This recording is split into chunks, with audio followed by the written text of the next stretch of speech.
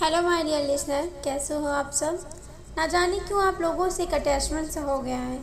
आप लोगों के कमेंट्स ना आए तो एक अजीब सी बेचैनी सी रहती है। मैं नहीं जानती ऐसा क्यों है, लेकिन मुझे आप लोगों के कमेंट्स पढ़ना बहुत अच्छा लगता है। चाहे वो कुछ भी हो, एपिसोड दीजिए, आप कैसी हैं, या फिर डॉट डॉट डॉट, मुझे बहुत अच्छा लगता है। एक अलग सी अटैचमेंट है आपसे। चलिए आपकी कहानी को अब आगे बढ़ाते हैं। Yashika, you are only mine. अब आगे। याशिका ने डर से अपनी आंखें बंद कर ली। दूसरे ही पल उस थप्पड़ की आवाज से पूरा लायला विला गूंज उठा। सब डर से कांप गए। फहद शौक हो कांप रहा था। याशिका को एहसास हुआ कि उसे तो थप्पड़ लगा ही नहीं, तो फिर ये गूंज कैसी। याशिका ने जैसे ही अपनी आंखें खोली, शौर उसकी आंखों के सामने खड़ा था और उसके गोरे गाल लाल हो गए थे। उन पर अड़ब जी की उंगलियों के निशान उभरे हुए थे। याशिका उसके पीछे खड़ी थी। तभी उस विला में एक बार फिर एक कड़क आवाज गूंजी। आपकी हिम्मत कैसे हुई मेरे थप्पड़ के सामने आने की? आप इस लड़की को बचा कैसे सकते हैं? इस बेशरम लड़की को बचाने के लिए आप अपने दादू के सामने खड़े हो गए। क्यों शौर? शौर ने अड़ब जी को देखते हुए अपनी रौबदार आवाज में कहा, मेरी बीवी पर आप हाथ उठाएंगे और मैं खड़ा होकर तमाशा देखूंगा? नहीं दादू। याशिका को कोई हाथ लगाए इससे पहले उसे शौर का सामना करना होगा। सब शौक थे, क्योंकि जो शौर आज तक अपने दादू के खिलाफ नहीं गया था, आज सिर्फ याशिका के लिए उनके सामने खड़ा हो गया था। याशिका शौर के पीछे अपनी बटन जैसी नशीली आंखों से शौर को देख रही थी।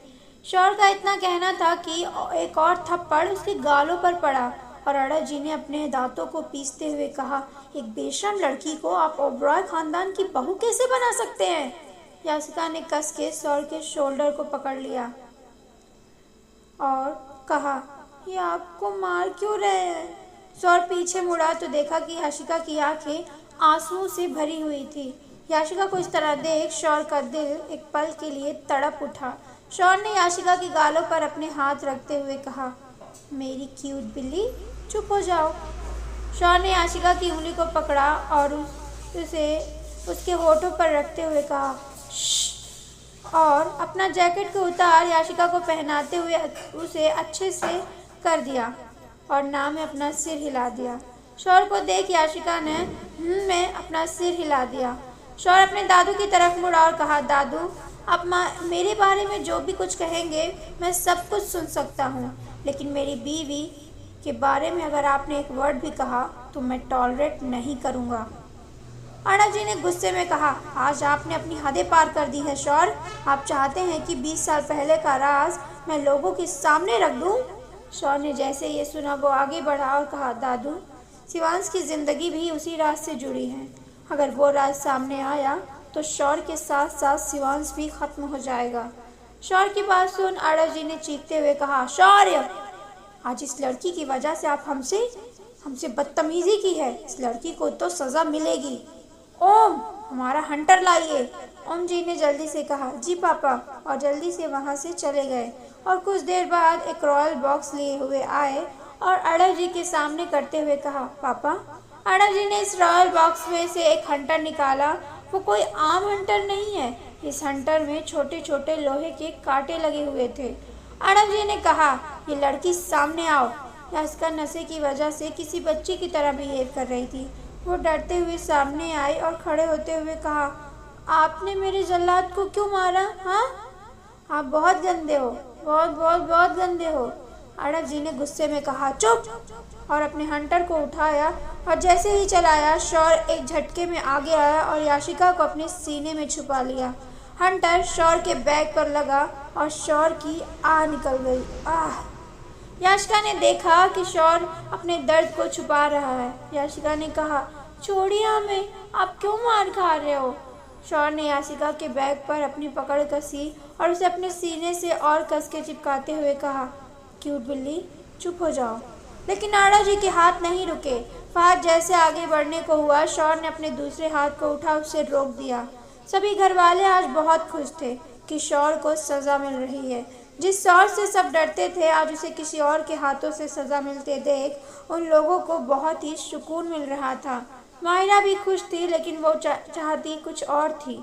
लेकिन वहाँ पर प्रेजेंट सभी लोगों में 2 लोग ऐसे थे जिन्हें शौर को इस दर्द में देख दर्द हो रहा था। उनकी आंखें नम हो चुकी थी। एक शौर की स्टेप मदर सुमित्रा जी और दूसरा फहद। दूर खड़ा फहद अपने हाथों को मसल रहा था, क्योंकि आज शौर को इस हालत में देख वो अपने आप को बहुत ही लाचार महसूस कर रहा था। शौर की पूरी शर्ट खून से लाल हो गई। एक वक्त के बाद शौर अचानक से अपने घुटनों पर बैठ गया और उसके साथ साथ याशिका भी बैठ गई। शौर की आंखें दर्द से नम और लाल हो चुकी थी। याशिका ने अपने सिर उठाया। शौर को इस तरह देख उसे बहुत ही तकलीफ हो रही थी। याशिका ने अपने हाथों को शौर के गालों पर रखा और कहा, आप चुपचाप क्यों चोट खा रहे हैं मेरे जल्लाद? मेरा जल्लाद तो ऐसा नहीं है, वो किसी से नहीं डरता ना। याशिका की आंखों में आंसू टप करके गिरा। शौर ने मुस्कुराते हुए कहा, क्यूट बिल्ली, डोंट क्राई। याशिका ने शौर को देखते हुए कहा, आप मेरे सामने क्यों आ गए? आप तो मुझे दर्द देना चाहते न थे ना, तो आप मुझे दर्द से क्यों बचा रहे हैं? शौर ने याशिका के फॉरहेड को चूमते हुए कहा, क्योंकि मेरी बिल्ली को मेरे सिवा कोई और दर्द नहीं दे सकता। तुम मेरी हो और सिर्फ मेरी हो। और उसे अपने सीने से लगा लिया। आरव जी का हंटर टूट के अलग हो गया और उनके हाथ रुक गए और उन्होंने गुस्से में कहा, जाइए अपने रूम में सभी लोग। और वो वहाँ से चले गए।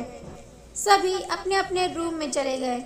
याशिका शौर से दूरी और जैसे उसकी बैग देखने के लिए उठी, शौर ने उसका हाथ पकड़ उसे अपनी तरफ खींच लिया और अपने सामने करते हुए कहा, क्यूट बिल्ली, आज तुमने क्या पिया है? याशिका ने मुंह बनाते हुए कहा, कुछ नहीं, पानी पिया है। याशिका की मासूमियत को देख शौर इस डर से में भी मुस्कुरा उठा, क्योंकि याशिका नशे में इतनी क्यूट फेस बना रही थी कि शौर को हंसी आ गई उसकी इन हरकतों को देखकर। शौर को मुस्कुराता देख फहद शौक होते हुए अपने आप से कहा, ये क्या है? इतने दर्द में भी याशिका की बातें इन्हें मुस्कुराहट कैसे दे गई? शौर ने याशिका की चमकीली नसीली आंखों में देखते हुए उसके सिर को पीछे से पकड़ा और उसके फेस को अपने फेस के करीब किया और अपने होठों से याशिका के होठों को लॉक कर दिया।